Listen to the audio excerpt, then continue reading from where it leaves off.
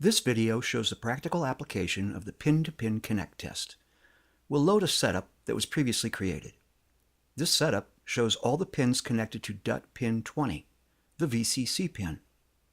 Going to the pin list, you can see that these are all power pins. We could run a curve trace on this, but we're not going to do that.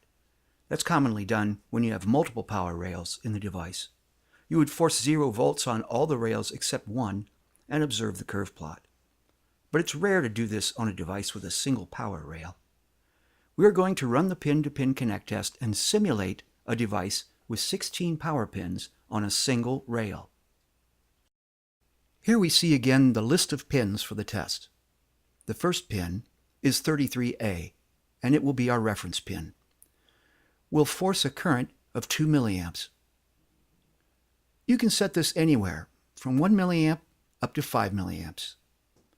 When we start the test, we measure from 33A to 6B. Then we measure from 33A to 8B, and so on. In the end, we will have measured every pin with reference to 33A. Our measurements are differential, meaning we make 2 measurements on every pin. We measure how changes in current on one pin affects the current on another pin. This defines the relationship between those 2 pins. Now we hit the run button, and don't blink because it's very fast. 16 pins tested in the blink of an eye. We have the results here that they all passed, along with the measured values. Remember, this is a resistance measurement from one CurveMaster channel to another, including all the interface and DUT board wiring, socket, and device pins, as well as whatever else is happening inside the device under test.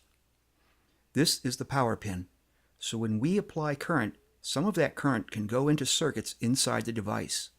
It can sneak to ground, because we don't disconnect the ground, it's hardwired. So we see that all 16 pins passed. If we click our Show Failures Only, our list is empty. And we can save the results into a text file, like this.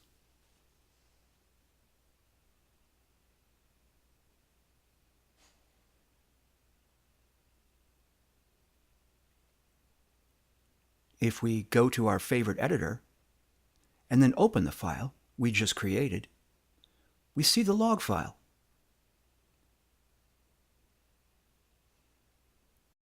We see the description, pin-to-pin test, all the parameters, the reference pin, and then all the results. This is the end of the pin-to-pin connect test video.